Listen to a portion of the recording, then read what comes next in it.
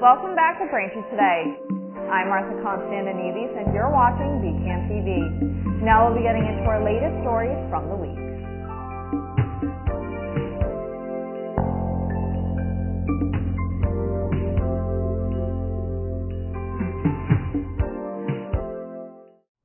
Welcome back to Braintree Today. I'm Konstandinidis and you're watching VCAM TV.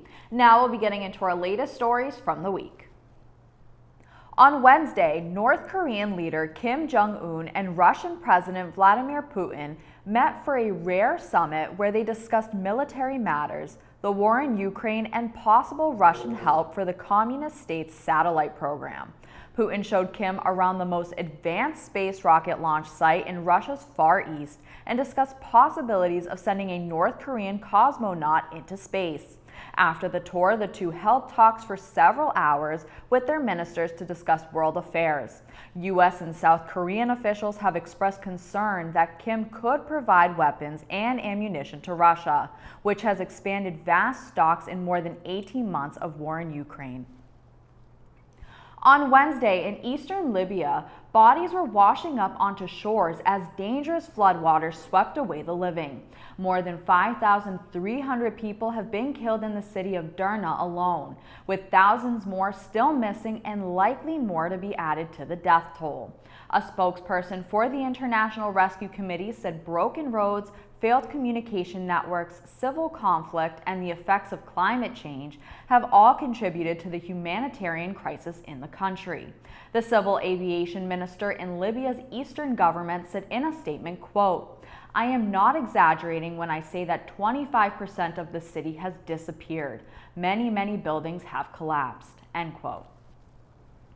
On Tuesday, House Speaker Kevin McCarthy said the House committees would open a formal impeachment inquiry into President Biden, ramping up GOP efforts to unearth evidence of wrongdoing ahead of the 2024 election. Republicans are particularly interested to see if the president played a role in or benefited from the overseas business affairs of his son, Hunter Biden.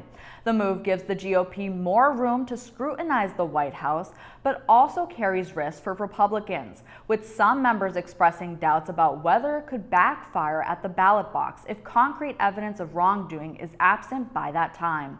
During his announcement, McCarthy said Republicans have, quote, uncovered serious and credible allegations into President Biden's conduct. Taken together, these allegations paint a picture of a culture of corruption, end quote. Wednesday morning, a tactical team of Pennsylvania State Police and U.S. Customs and Border Patrol closed in on escaped prisoner Danilo Cavalcante as he laid in a wooded area of South Coventry Township. This ended a 2-week manhunt for Cavalcante, a convicted killer who escaped from Chester County Prison at the end of August. Armed with a stolen .22 caliber rifle, the felon tried to crawl away through the brush and escape from officials.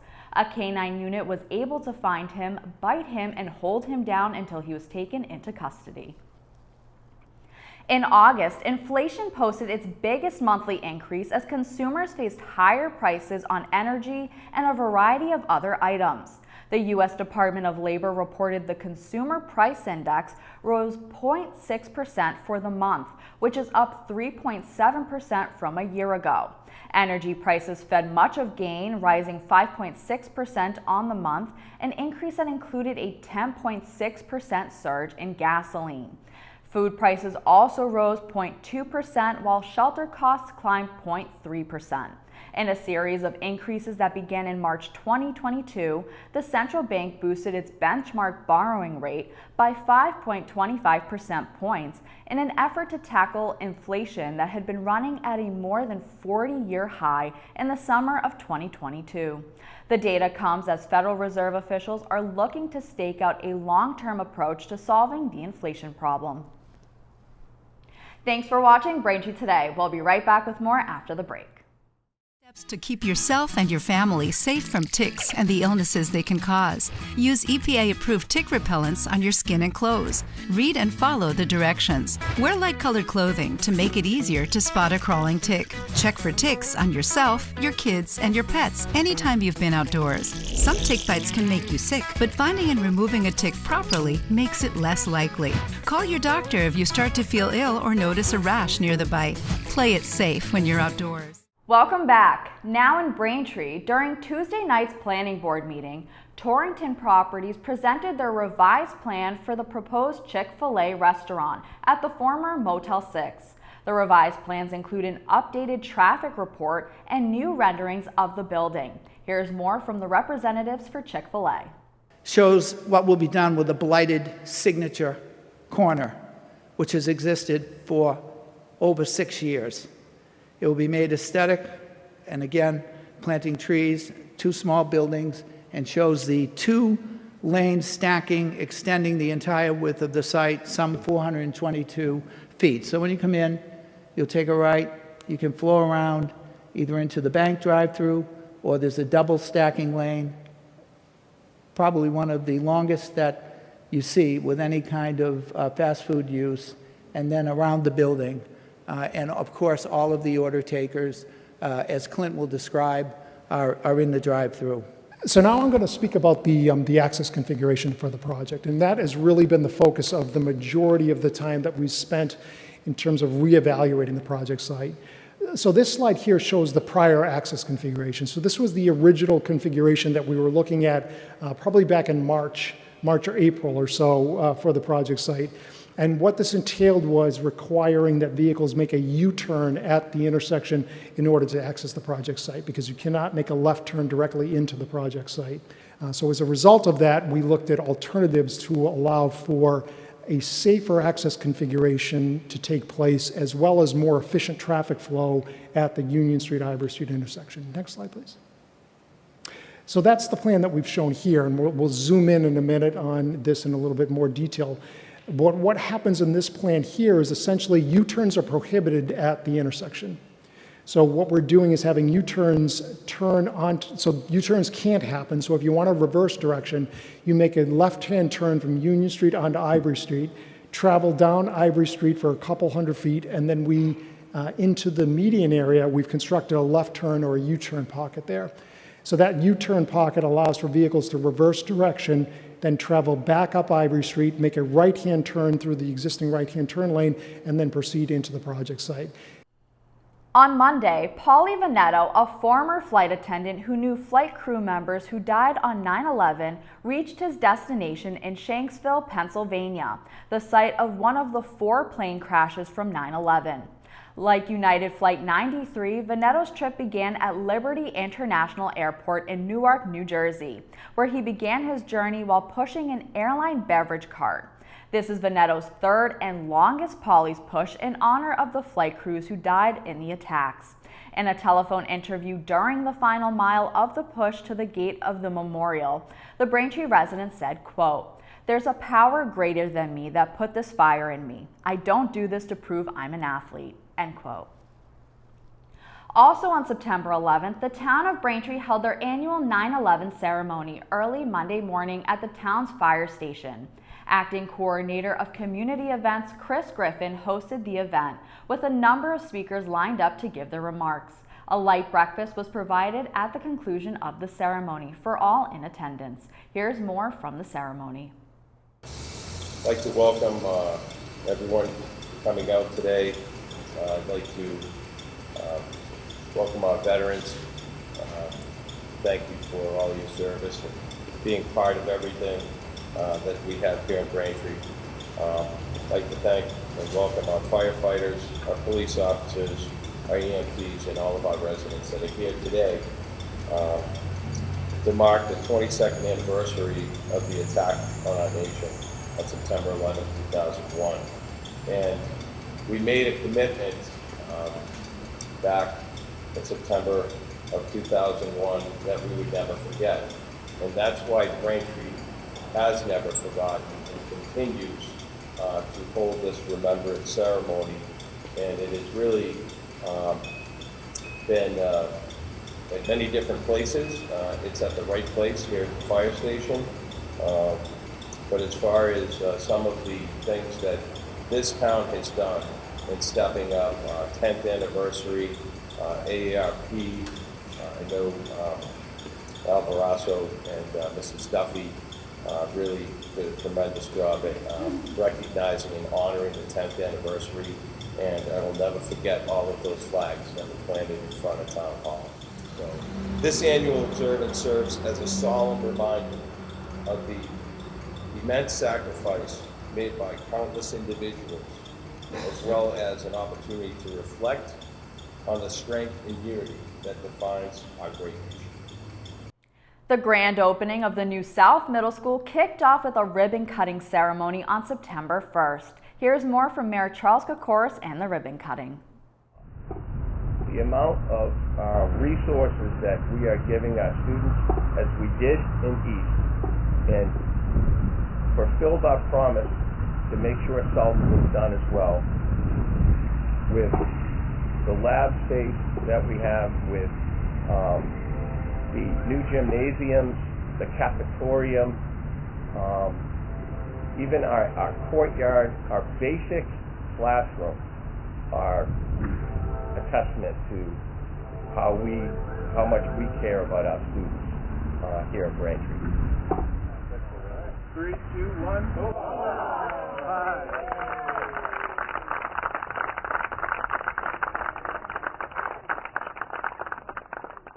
This month, the town of Braintree wants to remind residents of some recycling options. For residents' convenience, textile donation containers are now located in every schoolyard and the recycling center. So save room in your trash cart by donating at one of those locations today. For appliances, mattress, box springs, and furniture collection, call Capital Waste a few days prior to your trash day. To schedule, just call 617-569-1718 and leave a message stating what items are going to be collected, along with a complete address, phone, and regular collection day. For construction materials, pallets, stairs, fencing, toilets, doors, and windows must be disposed of by the contractor or a private construction disposal company. Habitat for Humanity takes reusable items at no charge. Even though the summer is winding down, it's important to keep protecting yourself from West Nile virus and Triple E that can be transmitted through mosquito bites. A few things to help you fight mosquito bites include using repellent containing DEET whenever you're outside, covering up with long sleeves and pants, avoiding spending time outdoors between dusk and dawn, removing standing water so mosquitoes don't breed, and fixing any holes in your screens or windows. Thanks for watching Braintree Today on BCAM TV. We'll be right back with more stories in the area. Did you know your teenager's brain is more likely to get addicted to nicotine than yours? The tobacco and vaping industries do. They target teens with their products and try to cover up the fact that there's nicotine in them. Talk with your kids about the real dangers of vaping. Welcome back to Braintree Today. Now let's get right into more stories. Newly released police body cam video showed the chaotic confrontation between Newport officers and wedding party members over the weekend. According to a Newport Police Department report, it started when police wanted to talk to David Onick of Barrington, who had allegedly punched a security guard at a nearby restaurant. While officers were speaking with him, Onick's wife, Rachel, kept interrupting. The report said when an officer tried to lead her away, Rachel tripped on cobblestone, which caused multiple women to get in the officer's face. Shortly after, the police report said Alexander Flaherty of Marshfield allegedly kicked the officer near his groin before he tried to restrain her. Moments later, Robert Nash, also of Marshfield, hit the officer in the face. Two officers rushed in to get Nash off the downed cop, at which point a separate officer said they felt somebody grabbing and pulling on their firearm. The report said Rachel Onick was knocked unconscious but eventually recovered. 5 of the 6 suspects are due in court on Wednesday. On Wednesday, the state deployed National Guard units at emergency shelter housing where more than 6,200 families of migrants have flooded to in recent months. During a press conference, Massachusetts Lieutenant Governor Kim Driscoll called the influx an evolving crisis. The stream of migrants first came to focus during the Baker-Polito administration, with more than 3,000 families seeking shelter in 2022. Current Governor Maura Healey set up an incident command structure and pulled in different agencies and departments to address the needs of those families. The Guard will be stationed in communities that lack essential services and ensure food is delivered to hotels. They will also help with getting migrants access to transportation, medical attention, cribs, diapers, and formula. After working for the Brockton Public Schools for 22 years, Christopher Correa was put on paid leave after news came out that the district overspent its 2023 budget by $14 million. His attorney, Timothy Burke, said he plans to file a whistleblower lawsuit against the city of Brockton and its school committee. Burke said in a statement to 7 News, quote, "He's been cast in the light that somehow he didn't do his job when it's just the exact opposite," end quote. Burke recently provided nearly 20 of Correa's emails dating back as far as July of 2022 about issues with the public school budget. Among a number of emails, one dating back to October 29, 2022 said, quote, "If we don't get a handle on this transportation budget and address the management issues in that department, we are headed for a very serious budget shortfall for fiscal year 2023, end quote. Brockton Mayor Robert Sullivan announced the $14 million budget deficit late last month. The ongoing closures at the MBTA will continue this fall. MBTA officials are planning to close a part of the Red Line for more than 2 weeks during October to expedite critical track work on one of the Boston area rail system's oldest stretches of track. General Manager Philip Eng announced the plans are to close the Red Line's Ashmont branch and the entire Mattapan line for 16 days, starting on October 14th. Eng said allowing crews to work around the clock will help them accomplish 6 months worth of track work. The project would alleviate 28 speed restrictions that currently limit train speeds on those parts of the track system. Eng said the plan is modeled after a recent 12-day closure of the Green Line's B branch. For more information and on schedules and transportation alternatives, visit mbta.com. Thanks for watching Braintree today. We'll be right back with more in entertainment.